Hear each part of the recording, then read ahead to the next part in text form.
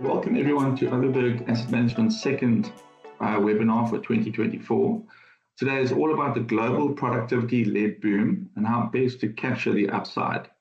Capturing the upside in markets is reflected in Overberg's managed global portfolios, which have all outperformed their benchmarks, providing returns of up to 10.8% in pounds for the first half of the year. Nick Downing, the company's CEO and Chief Investment Officer, will be presenting today, and we are delighted that he can share his expertise with us during the session. The presentation will include detailed graphs, so to see them more clearly, please maximize your presentation screen. If you have any questions or comments after the webinar, please contact your dedicated wealth manager, or otherwise please reach out to us using the email info@overberg.biz. We'll touch more on that at the end of the session. I'm just going to read you the agenda this morning, and thereafter Nick will take over. So we're talking about economic and market review. Then we're going to touch on economic and market outlook, US productivity-led boom, projected asset class returns, Overberg Asset Management global portfolios, and Overberg's investment positioning, and then we'll end off with a summary. So thank you, Nick. Over to you. Yeah, thank you very much, Damien, for your introduction. The economic and market review. While US economic activity has cooled a little after 3 quarters of particularly rapid growth, the US economy is on track to outpace its long-term potential growth rate. So global growth is broadening and strengthening after a sluggish 2023 as manufacturing and international trade pick up. Most of the global economy is showing signs of a turnaround in economic activity. China's economy is growing near its potential rate, contributing to global demand and boosting trade. The European and Japanese economies are gradually firming after a weak last couple of years.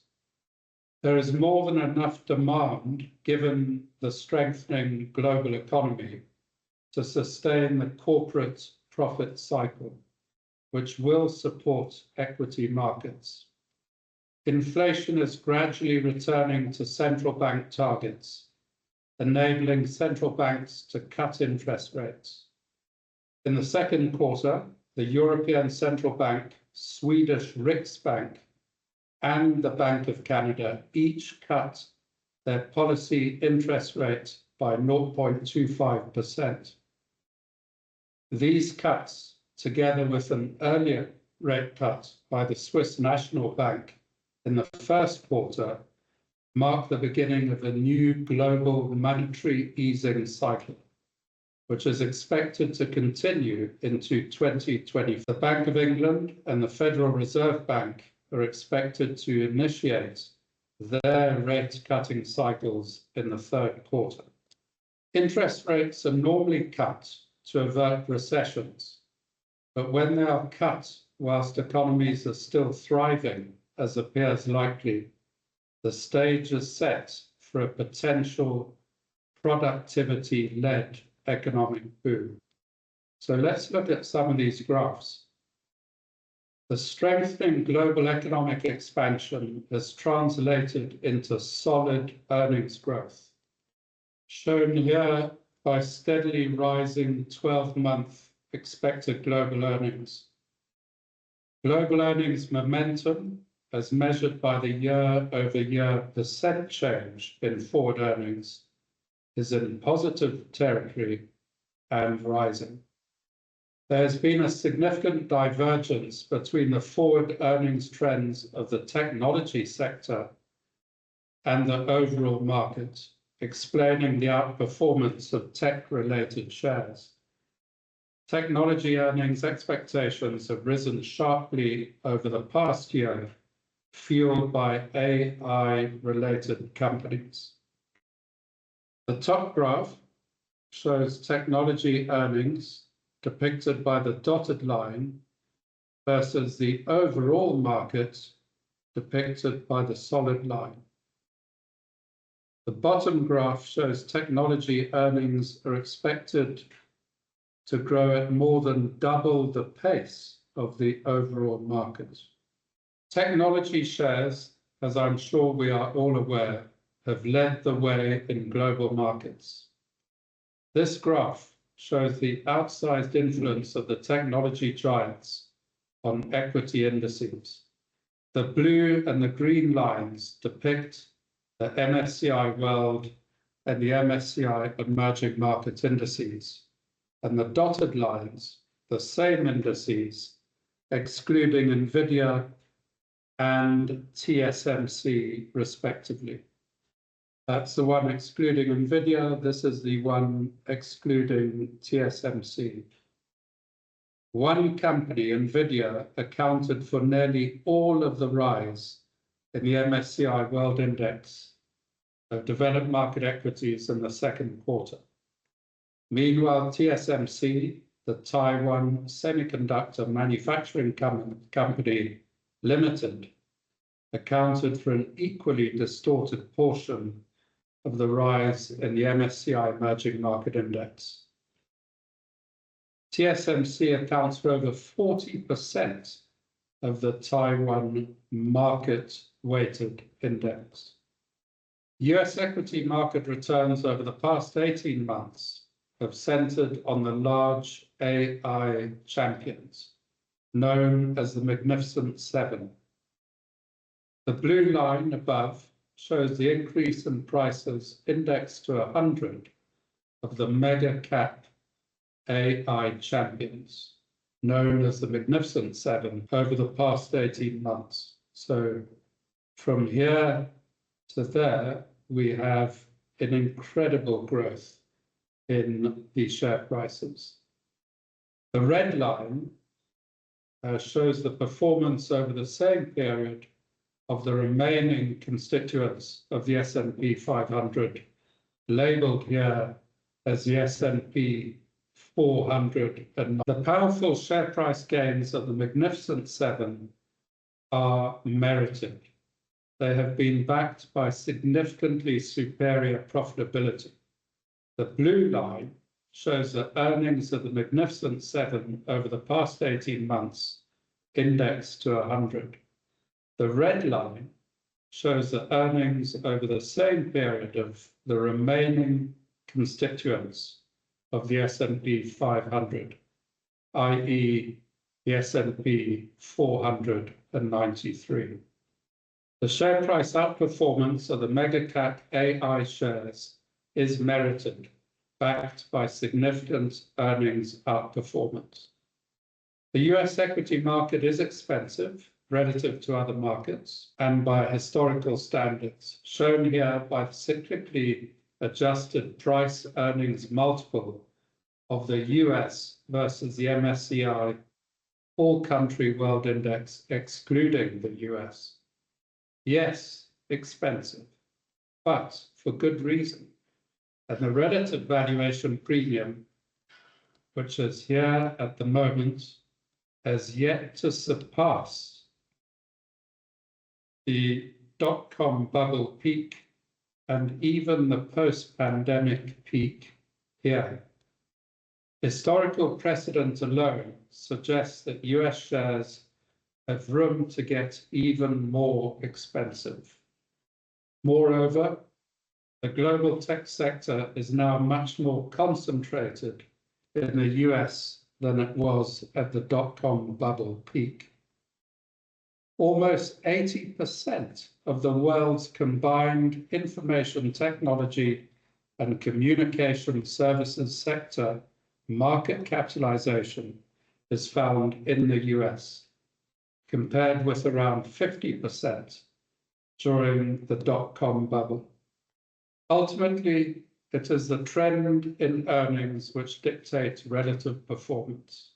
Since profits are largely derived from productivity, the equity market generally tracks the productivity cycle, which has been strongly in favor of the US over recent years. The US lead in private AI investment continues to widen expected to drive a further acceleration in productivity growth. As a result, the US is likely to maintain its trend of relative equity market outperformance. The top graph shows US labor productivity minus the rest of the world, and the bottom graph, the closely correlated US equity market outperformance versus the rest of the world. The US equity market outperformance is linked to the productivity gap, and with the US lead in AI investment, is expected to continue. Profit margins are historically high and improving. Profit margins are highest of all in the US, helped by its concentration of technology shares and lead in AI investment. The solid line shows the expected 12-month profit margin of US firms, and the dotted line, the expected 12-month profit margin of the rest of the world. So profit margins are historically high and improving, but they are the highest of all in the US. Inflation, the greatest threat to global financial markets over the past 2 years, has continued to decline towards central bank targets, even in the US, where it has been more problematic. The two graphs show the declines in year-on-year consumer price inflation, CPI, in the US above and in the Eurozone in the graph below. The solid lines depict headline CPI, and the dotted lines core CPI, which excludes food and energy prices. In June, US headline CPI fell by 0.1% month on month, while core CPI increased by just 0.1% on the month, reducing the core CPI rate to a new cyclical year-on-year low of 3.3%. Shelter inflation, the main culprit in the US, is finally coming down in lagged response to falling rents, rising in June by just 0.17% on the month. CPI, excluding shelter, is already below the Fed's 2% target at just 1.8%. If shelter inflation continues to soften as expected, then core CPI will decline more swiftly. So let's turn now to the economic and market outlook. Declines in regional inflation have enabled the start of central bank interest rate cuts. The global interest rate cycle has started despite solid GDP growth. The Fed is expected to initiate its rate cutting cycle in September. A peak in interest rates coinciding with solid GDP growth bodes well for financial markets. The technology investment boom, falling inflation, and the start of interest rate cuts create ripe conditions for a growing AI-driven asset bubble.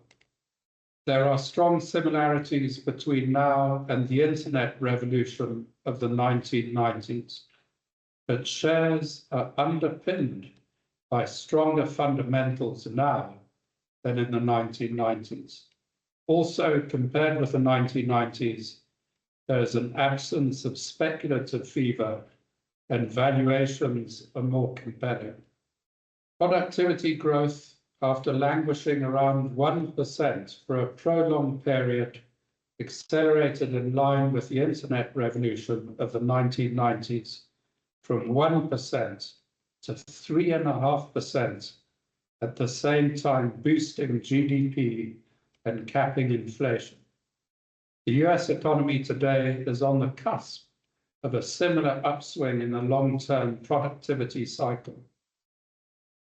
Global ex-US equity markets trade at a sizable discount to US markets, as we have already seen, but we believe US markets will continue to outperform on a 2-year view, led by a new and large-scale AI industry, with a strong possibility that a bubble may develop over the coming 2 years. As the economic recovery strengthens amid falling interest rates, there is scope for market laggards to catch up. US small cap shares, especially in technology and AI-related sectors, hold significant upside potential. The Fed has a lot of leeway to cut interest rates. The Taylor rule is used by the Federal Reserve to measure the equilibrium Fed funds rate. The equilibrium rate is one which neither stimulates nor restricts economic activity.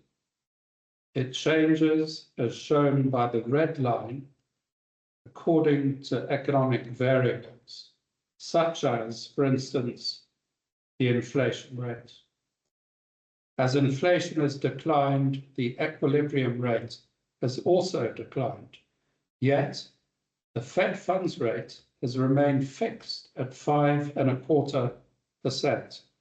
This means that the Fed monetary policy has become steadily tighter of its own accord without the Fed needing to lift its policy rate. The current Fed funds rate minus the Taylor rule level indicates that the Fed fund policy settings are currently tight with significant scope for easing. Falling interest rates coupled with economic and earnings growth will add to upside for the markets. So in this graph, we show the capital economics forecasts for interest rates from the major G7 central banks. The rate cuts expected between now and the end of 2024, and the light blue line, the rate cuts expected during 2025. Developed market interest rate easing cycles, which have already begun in Sweden, Canada, the Eurozone, and Switzerland, are expected to broaden out in the third quarter. The Fed is expected, and here we have the Fed. The Fed is expected to cut its Fed funds rate by a cumulative 175 basis points from 5.25% to 3.5% by late next year. The Bank of England in the UK is expected to begin easing in August, lowering its base rate by a cumulative 200 basis points to 3%. If we look at valuations, it appears that the S&P 500 index, the benchmark of the US equity market, is looking stretched on a forward PE valuation. The graph shows the expected 12-month forward price to earnings PE ratio of the US benchmark index, the S&P 500 index. The S&P 500 index is looking stretched, but much less so on an excess yield measure seen in the following slide. The excess yield measure, which measures the difference between the forward earnings yield of the S&P 500 and the real 10-year Treasury bond yield, shows continued value in the US benchmark index. The index could rise a lot further before an AI fuel bubble reaches maturity. The graph shows the current positive excess earnings yield compared with the peak of the dot-com bubble, when the excess yield turned negative. The latter years of the dot-com bubble were characterized by a surge in new listings, also known as initial public offerings or IPOs. Companies were being listed which were not even turning a profit. The blue line shows IPOs that were listed with negative earnings per share. This sign of excessive market speculation has been notably absent from the current AI bull market. The amount of unprofitable company IPOs depicted by the blue line has been close to zero. This may change, of course, once the Fed starts cutting interest rates. The graph shows the surge in US labor productivity, which accompanied the internet revolution in the second half of the 1990s. This boom in productivity, the increase from 1% to 3.5%. The prolonged period of deleveraging, which followed the 2008-2009 global financial crisis, set the scene for steadily falling productivity. But productivity has begun to gain ground since the 2020 COVID pandemic and will likely rise further as the AI revolution unfolds. The US is on the cusp of an upswing in the long-term productivity cycle. The current US economic and equity market context is very similar to the so-called Goldilocks period in the second half of the 1990s. Then, inflation declined despite strong economic activity, helped by the surge in productivity. Today's labor market and falling inflation are reminiscent of persistent disinflation and the strong labor market of the second half of the 1990s. The Fed's current higher for longer interest rate policy setting is also similar. In the 1990s, there was a massive investment boom in technology-related equipment with the proliferation of the internet. This is similar to today's AI investment boom. The US equity market was led higher by mega cap shares in the 1990s, similar to today's market leadership by the Magnificent Seven. The graphs show the period from 1994 to 1999 in the blue line here, set against the period from March 2022 to now, the red dotted lines. There are similarities in the trajectory of federal interest rates, Fed Reserve interest rates, similarities in the inflation trajectories over the two periods, and also similarities in the trajectory of the S&P 500 index in the bottom graph. So 1994 to the year 2000 is the blue line. The red line is 2022 to where we are currently just here, signaling further strong gains ahead as the AI asset bubble inflates. The steadily increased overvaluation of the US market versus the rest of the world in the late 1990s occurred in the context of a steady deterioration in the American firm's relative return on equity. This graph shows the second half of the 1990s when a rising US relative PE multiple versus the rest of the world coincided with a falling relative return on equity in the US versus the rest of the world.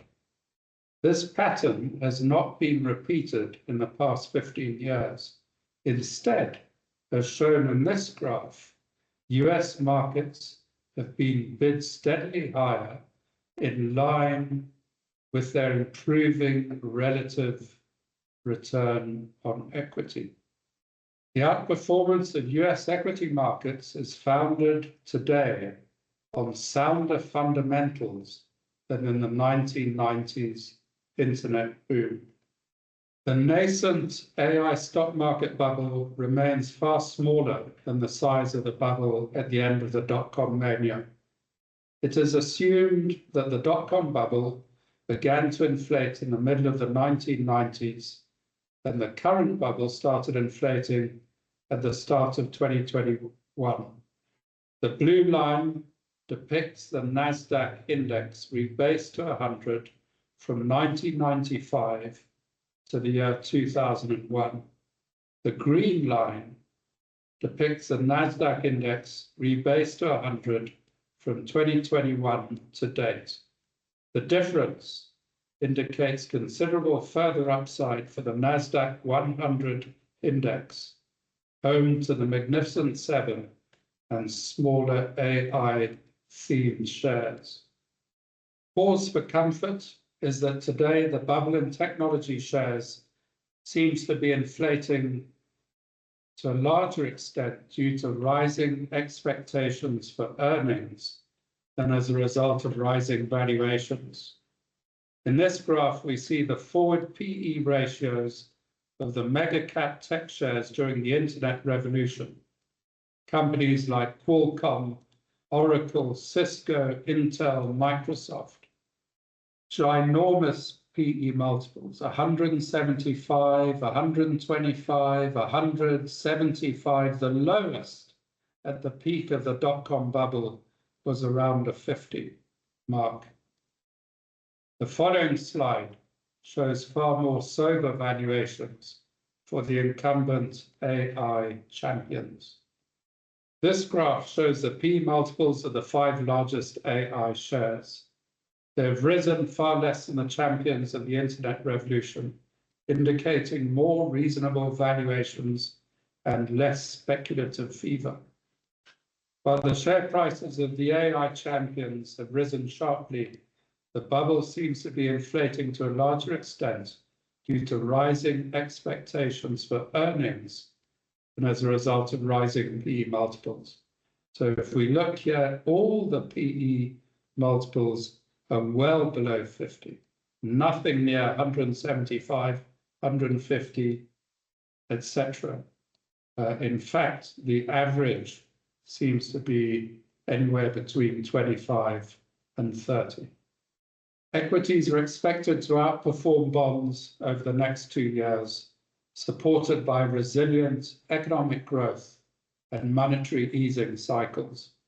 The economic recovery is broadening globally, but the US market should continue to outperform the mid and AI fuel bubble. So these forecasts come from Capital Economics, a highly regarded independent economic research house. And we can see the expected dollar-based returns between now and the end of 2024 and during 2025. Very smart returns, 13.1% between now and the end of the year, 18.5% in 2025. Strong across the world, but the strongest of all in the US. Let's turn now to OAM's global portfolios. So this is the OAM Global Growth Portfolio, stretching all the way back to 2002. OAM has a long track record in managing global private share portfolios. Over 21 years, £100 invested in 2003 would now be worth close to £500. It has not been a straight line, but as the adage goes, it is not timing the market that compounds investment returns at time in the market. So if we look at the annualized return in sterling over that long period of time, it's over 7%. The yield over 1%, and this is excluding any costs or fees. The asset allocation is, as you would expect, mainly in equities, but through the investment companies that form the basis of our portfolios, we have access to very interesting alternative asset classes, such as private equity, infrastructure, absolute return strategies, private bonds and credit, and real estate. On a geographical allocation basis, the US 40%, Europe 20%, emerging markets, UK, others, and Japan. The global balanced portfolio, a similar trajectory, slightly different risk profile, and again, similar on an annualized basis with regards to asset allocation and global geographic currency allocation. So you will, of course, be able to see these graphs at your leisure. You can have a look at the recording of this webinar on our website, and it will be available on YouTube as well. Let's look now at OAM's investment positioning. Investment companies still trade at an unusually wide discount to net asset value, NAV, although they have narrowed steadily from a historic low of 17% registered last year, which was the widest since the 2008 and 2009 global financial crisis.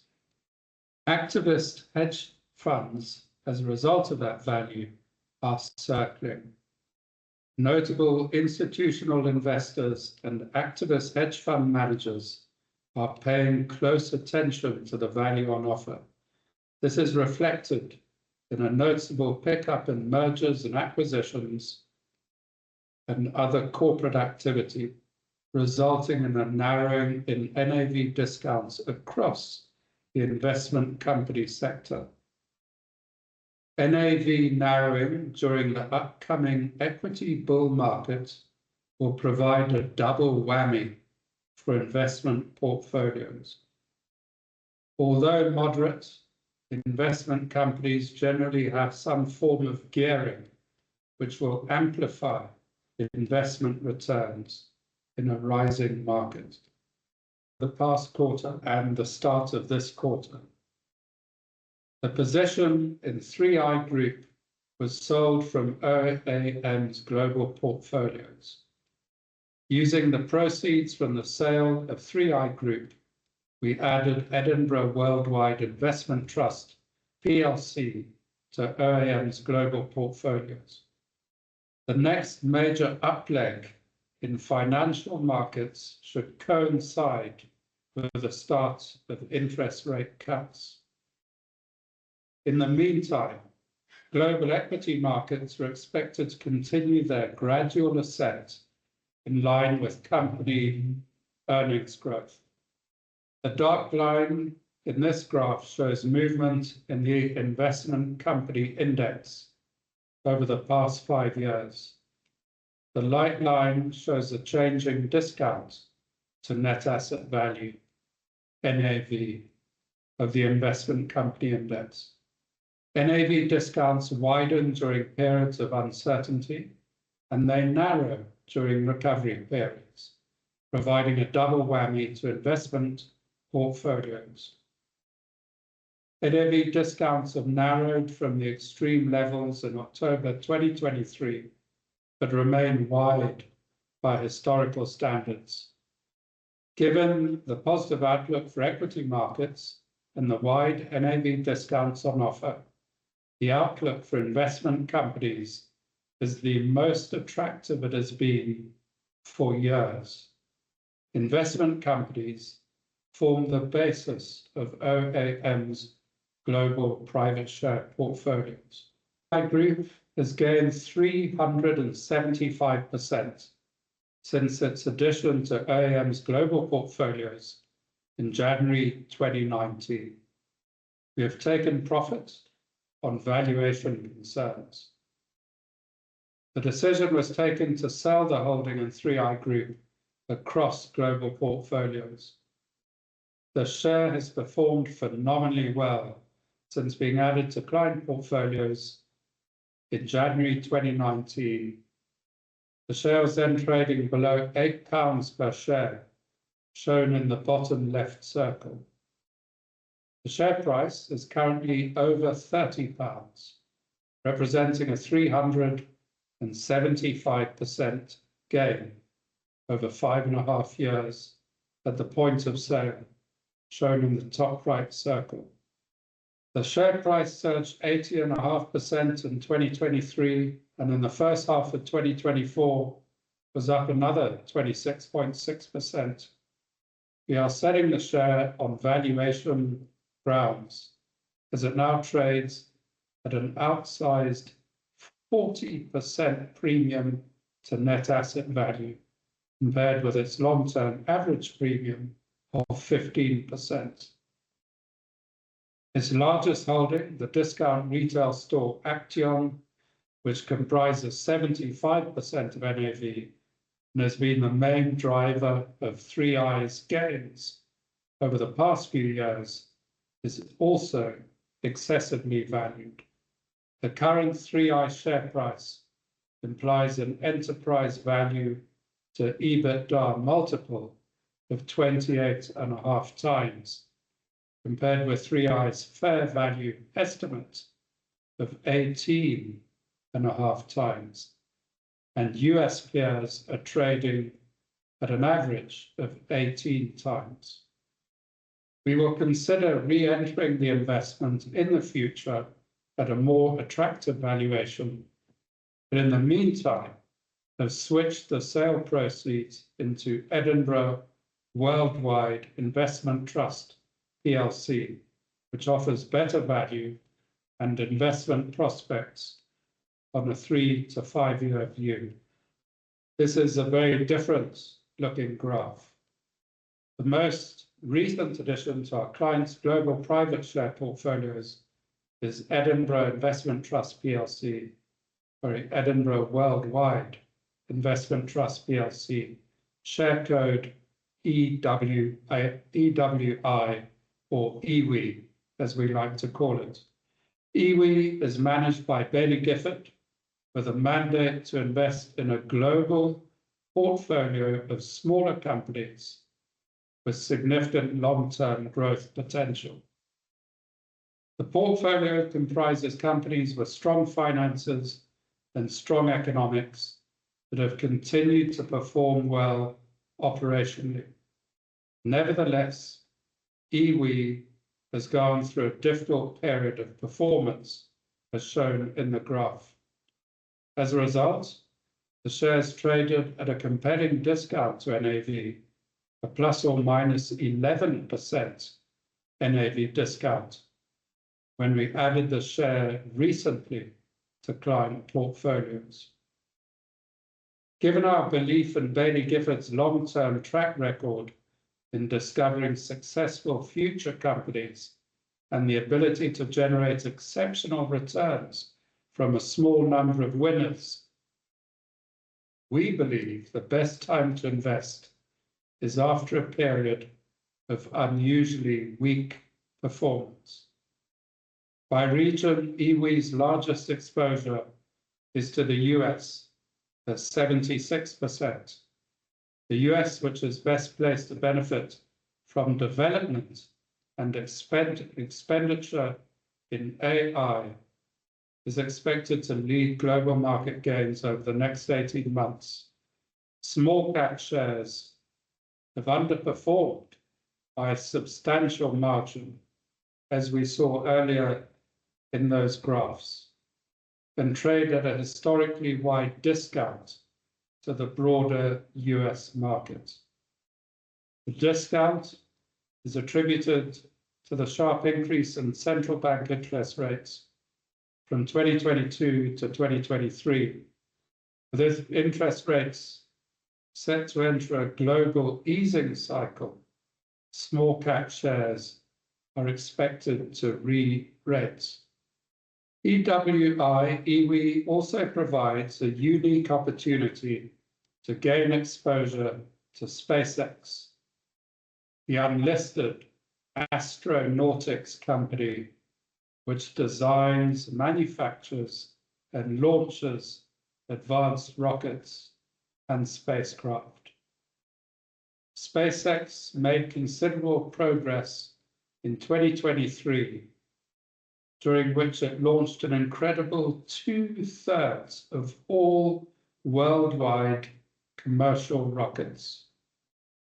Starlink, SpaceX's satellite communication subsidiary, is forecast to generate $6.6 billion in revenue in 2024, up from $1.4 billion in 2022, with $3.3 billion in earnings expected in 2024, up from $128 million in 2022, makes up close to 12% of EWI's NAV. The combination of US small cap specialization, AI bias, exposure to SpaceX, and a wide NAV discount create the opportunity for significant market outperformance on a 3 to 5 year view. A couple of slides, I've nearly finished, a couple of slides to illustrate the opportunity for SpaceX.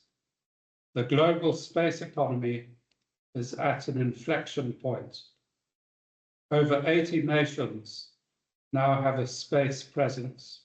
In 2023, the global space economy topped $630 billion, realizing a 9% average yearly growth rate. By 2035, the space economy is set to reach $1.8 trillion. SpaceX leads the field in a rapid growth industry. In 2023, a record 2,911 satellites were launched globally. Satellite launches have grown by 50% yearly over the past 2 decades. Declining launch costs are the catalyst to this new space era. Satellite constellation networks, where groups of satellites operate as a system, are exploding in scale.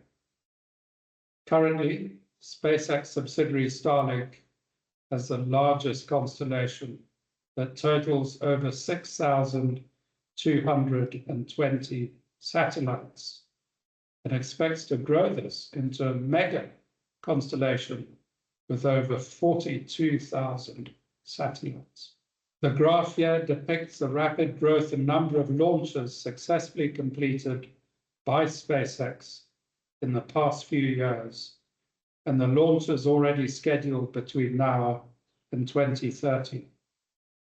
Earth's growing dependency on space infrastructure for GPS navigation, long-distance communication services, weather forecasting, remote sensing, and missile defense systems is driving a global race to secure favorable satellite positioning. SpaceX dominates the market due to its lower launch costs. In summary, the global economy is strengthening. Falling inflation paves the way for interest rate cuts. Earnings growth and rate cuts combined equals strong markets. The US leads the way in the AI investment boom. The US is on the cusp of a productivity boom. The AI bubble is expected to continue inflating. US tech shares still have a way to go.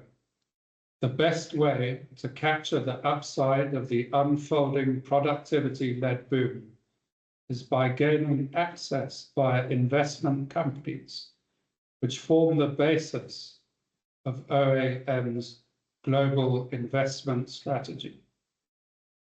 Investment companies enable exposure to unique, unlisted opportunities, for example, SpaceX, via liquid stock exchange listed securities. OAM has a 21-year track record in managing global private share portfolios. These portfolios can fit in any structure, whether in a personal capacity, in a company, in a trust, or a pension structure. Thank you for attending our webinar. Please contact us if you would like any further information or have any questions. Thank you, Nick. Thanks very much for that fascinating webinar with many useful insights. I think we look forward to another year of market growth. We also have a presence on Facebook, Instagram, and LinkedIn should anyone want to follow the company. I would just like to say, just to round off, if anyone would like to contact us, please do so. Our contact details are on our website. And I'll just say thank you very much for attending. Stay warm, and we look forward to many more interesting webinars in the future.